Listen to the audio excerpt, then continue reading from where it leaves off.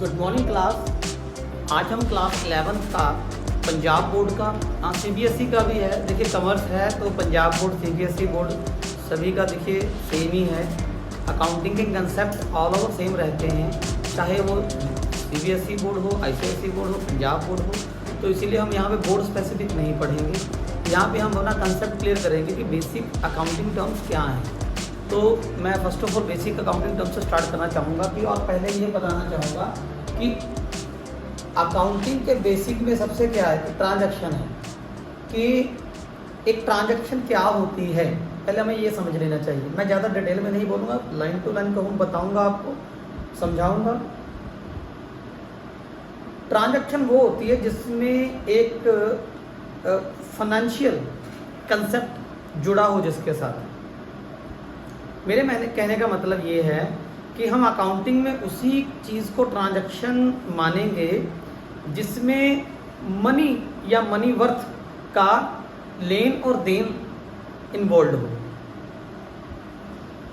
Example के तौर पे कि फॉर एग्जाम्पल कि मैं कंपनी ने कुछ परचेजिंग की, जैसे कंपनी को कोई कंप्यूटर चाहिए था, कंपनी को रॉ मटेरियल चाहिए था, कंपनी ने वो परचेज किया और उसके बदले में कंपनी को मिला रॉ मटेरियल और कंपनी ने उसके बदले उसकी पेमेंट कर दी, चाहे वो कैश में की चाहे वो क्रेडिट में की। तो इसको हम क्या कहेंगे? ट्रांजैक्शन कहेंगे। क्यों? क्योंकि इसमें क्या हुआ है कि इसमें बिजनेस इन्वॉल्व है कि हम रॉ मटेरियल कंपनी अगर नहीं परचेज करेगी तो वो मैन्युफैक्चरिंग कैसे करेगी प्रोडक्ट की। अगर वो प्रोडक्ट की मैन्युफैक्चरिंग नहीं करेगी तो फिर आगे प्रोडक्ट को सेल करने की तो बात ही नहीं उठती। तो कंपनी ने उसके बदले में क्या दिया? कैश दिया। तो इसमें होता ये है कि मनी या मनी वर्थ ट्रांजैक्शन होगी और एसेट या लायबिलिटी दोनों चेंज हो जाएंगे, या आपका एसेट चेंज होगा या लायबिलिटी चेंज होगी। ठीक है, तो इसको कहते हैं अकाउंटिंग ट्रांजैक्शन। और आप अकाउंटिंग ट्रांजैक्शन में उस ट्रांजैक्शन को इन्वॉल्व नहीं करोगे, जैसे कंपनी ने किसी को गिफ्ट दे दिया, कंपनी ने कहीं दान कर दिया, तो हम दान के बदले में तो कुछ नहीं लेते, हम गिफ्ट देने के बदले में तो गिफ्ट नहीं लेते। तो इसमें क्या है? वन साइडेड है। ठीक है ना। तो इसको हम बिजनेस ट्रांजैक्शन ही करते, क्योंकि दान बिजनेस की कैटेगरी में नहीं आता और गिफ्ट बिजनेस की कैटेगरी में नहीं आता। तो ये अकाउंटिंग में आप इन्वॉल्व नहीं करोगे, ट्रांजैक्शन नहीं मानी जाएगी। ओके। या कंपनी के पार्टनर ने अपनी तरफ से कंपनी के स्टाफ को एक पार्टी दे दी, अपनी तरफ से कह रहा हूँ मैं, कंपनी की तरफ से नहीं है, ये अपनी तरफ से है। चाहे वो कंपनी का ऑनर है पर वो उसका खर्चा अपनी तरफ से दे रहा है, तो इसलिए कंपनी का कोई लेना देना नहीं है, कोई ट्रांजैक्शन नहीं बनेगी ये। ठीक है, चलिए आगे बढ़ते हैं। Feature of transaction, feature of transaction या आप कह लो कि characteristics of transaction, business transaction की बात हो रही है। सो पहला है कि it is concerned with money and money worth of goods और सर्विसेज। मैं समझाता हूँ, क्या मैं लिखता हूँ, इट इज कंसर्न्ड विद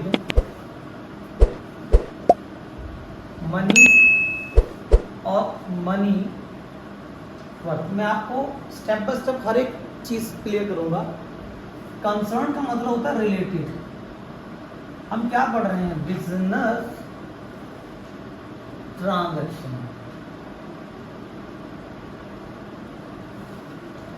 तो बिजनेस ट्रांजैक्शन का एक फीचर है, एक विशेषता है, एक कैरेक्टरिस्टिक्स है कि कैसे आपको पता चलेगा कि ये एक बिजनेस ट्रांजैक्शन है या नहीं है। तो अगर बिजनेस ट्रांजैक्शन हमेशा मनी के साथ रिलेटेड होती है, ठीक है, पैसे के साथ रिलेटेड होती है, तो पैसा बिजनेस में क्या होता है? पैसे का लेन देन होता है, हाँ, पैसा अर्निंग होता है, पैसा इन्वेस्टिंग होता है। बात करते हैं मनी वर्थ की। मनी वर्थ का मतलब ये है कि मनी के इक्वल की चीज, या तो पैसा या उतने ही पैसे के बराबर की कोई वस्तु या कोई चीज या कोई आइटम या कोई एसेट। अकाउंटिंग पढ़ो तो एसेट ही बोलेंगे।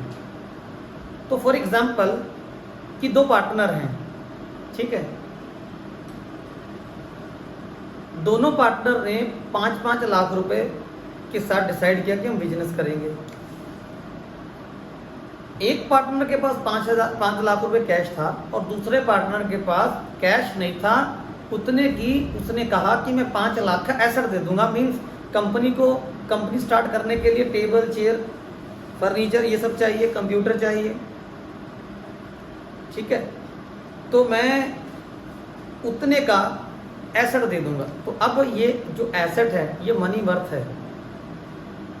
देखिए अगर वो कैश दे भी देता तो तब भी तो हमने कल को लाना तो फर्नीचर, कंप्यूटर, टेबल, चेयर ये तो था ही ना, ज़रूरी था।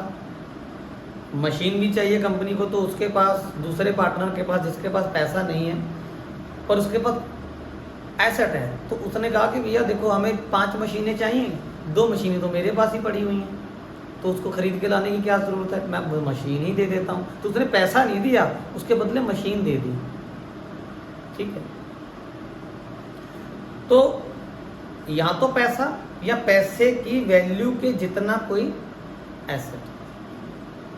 बहुत सारी एग्जांपल्स हैं, तो एक छोटी एग्जांपल और दे देता हूँ कि अगर एक कंपनी किसी दूसरी कंपनी को खरीद रही है, एक कंपनी किसी दूसरी कंपनी को खरीद रही है, जैसे एक एक्स कंपनी है जो वाई कंपनी है, एक्स कंपनी वाई को परचेज कर रही है, वाई कंपनी सेल हो रही है और एक्स उसको खरीदने के लिए रेडी है कि मैं इसको परचेज कर सकता हूँ। अब जो वो कंपनी है उस कंपनी की टोटल वैल्यू बनती है 2 करोड़, 2 करोड़ उसकी वैल्यू बनती है। वाई की जो कंपनी सेल हो रही है उसकी 2 करोड़ वैल्यू है। तो 1 करोड़ एक्स ने क्या किया, एक्स ने 1 CR तो कैश दे दिया, बाकी जो 1 CR बचा उसका इन्होंने अपना कुछ शेयर दे दिया, एक्स ने अपनी कंपनी का वाई को कुछ शेयर दे दिया, या एक्स ने उसके बदले वाई को कुछ एसेट्स दे दिए। तो टोटल मिला के 1 करोड़ ये हो गया और 1 करोड़ ये हो गया। तो ये हो गया जी 2 करोड़ किस तरीके से उन्होंने पेमेंट कर दी। तो ये मनी हो गया और ये मनी वर्थ हो गया। चलिए आगे बढ़ते हैं। तो पॉइंट नंबर 2 में ये बताया जा रहा है कि एक ट्रांजैक्शन अराइज कब होती है। ये अराइज कब होगी, कब पैदा होगी? ये पैदा होगी या तो आप ट्रांसफर कर रहे होगे कुछ, या तो आप एक्सचेंज कर रहे होगे। इन दो ही कंडीशन में एक अकाउंटिंग ट्रांजैक्शन पैदा होगी। अब ट्रांसफर और एक्सचेंज क्या होगा? या तो गुड्स आप किसी को दे रहे होगे या तो आप किसी को सर्विस दे रहे होगे, या तो आप किसी के साथ अपनी सर्विस उसको प्रोवाइड कर रहे होगे या तो कुछ एक्सचेंज कर रहे होगे, गुड्स के बदले में गुड्स एक्सचेंज कर रहे होगे। ठीक है, सर्विस सिंपल है। कंपनी के अंदर हर डिपार्टमेंट में 5-6 एसीस लगे हुए हैं। अब कंपनी हर 6 महीने में उनकी सर्विस करवाती है, तो वो सर्विस वाले को बुलाती है, सर्विस वाला सर्विस करता है, अपनी सर्विस देता है, उन सभी को सभी एसीस को साफ धुल के एकदम अच्छे से रेडी कर देता है। कंपनी उसके बदले में उसकी सर्विस के पैसे दे देती है। तो यहाँ पे क्या हो रहा है कि सर्विस के बदले हम उसको पैसा दे रहे हैं, यहाँ पे एक्सचेंज हो रहा है, सर्विस ले रहे हैं, पैसा दे रहे हैं।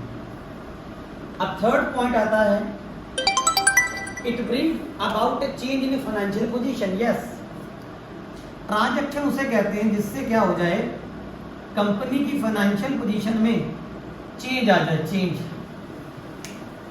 कंपनी की फाइनेंशियल पोजीशन में बदलाव आ जाए। देखिए ट्रांजैक्शन है, कंपनी कुछ परचेज करेगी, उसके बदले में वो कैश देगी। एग्जाम्पल के तौर पे कंपनी के पास 5 लाख रुपए कैश था और कंपनी के इस कंपनी ने क्या किया, 2 लाख का रॉ मटेरियल परचेज कर लिया। अब क्या होगा, कंपनी के पास जो कैश है वो लेस हो जाएगा, कम हो जाएगा। अब कंपनी के पास 3 लाख रुपए कैश जो बचेगा, लेफ्ट बचेगा।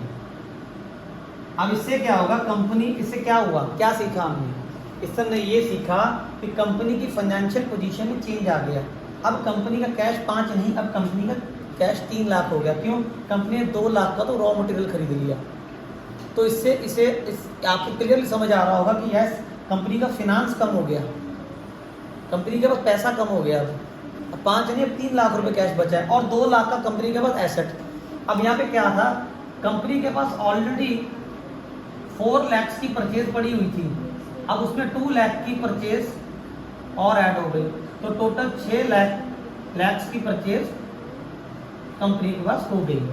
तो देखिए ये होता है कि एक तरफ बढ़ रहा है और एक तरफ घट रहा है, पैसा इसमें इन्वॉल्व है, एक चीज के बदले दूसरी चीज ली और दी जा रही है। पर ये रॉ मटेरियल हम उनसे ले रहे हैं और उसके बदले में कैश दे रहे हैं, और कंपनी का भी फाइनेंस प्लस माइनस हो रहा है।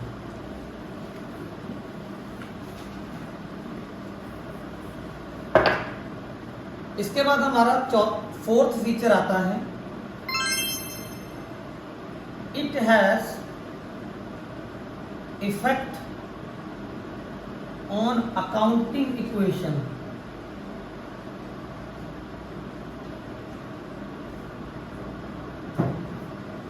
अब जब भी कोई बिजनेस ट्रांजैक्शन होगी तो अकाउंटिंग इक्वेशन पे इसका प्रभाव जरूर आएगा, ठीक है ना। तो आपकी अकाउंटिंग इक्वेशंस बढ़ जाएंगी, ऐड हो जाएंगी। आप एक अकाउंटिंग इक्वेशन अपने अकाउंट्स में उसको रिटर्न डाउन करोगे, लिखोगे, ये एक अकाउंटिंग इक्वेशन बनेगी। जैसे हम लिखते हैं परचेज करने पर, purchase debit to cash credit, ठीक है।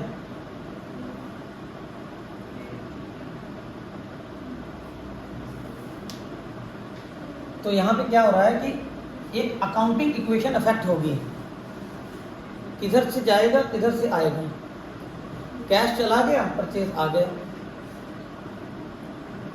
अब 5th जो पॉइंट है, डुअल एस्पेक्ट, मतलब डुअल एस्पेक्ट का मतलब होगा एक डेबिट होगा और एक क्रेडिट होगा।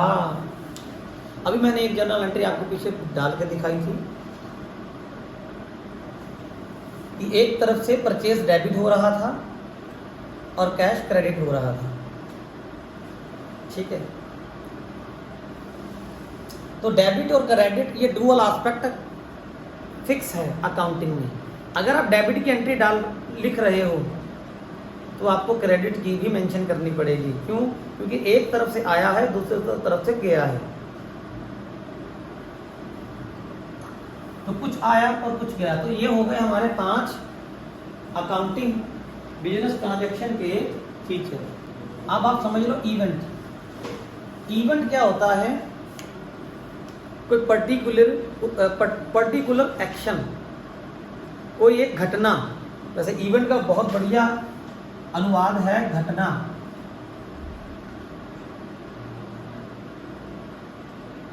मतलब कोई घटना घटी हो, मैं एक्सीडेंट की बात नहीं कर रहा।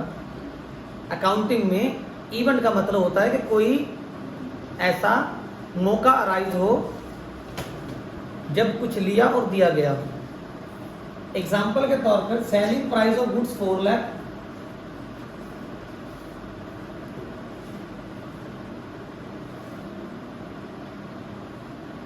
सेलिंग प्राइस 4 लाख मीन्स आपने 4 लाख की कोई वस्तु, कोई एसेट बेचा है, अकाउंटिंग में एसेट कहेंगे। 4 लाख का आपने कोई एसेट सेल किया, उसकी खुद की कॉस्ट आपको पड़ रही थी 350, तो आपका जो प्रॉफिट हुआ वो हो गया 50,000 का। अब ये क्या इवेंट है? ये प्रॉफिट इवेंट है, इसको कहेंगे इट्स अ प्रॉफिट इवेंट।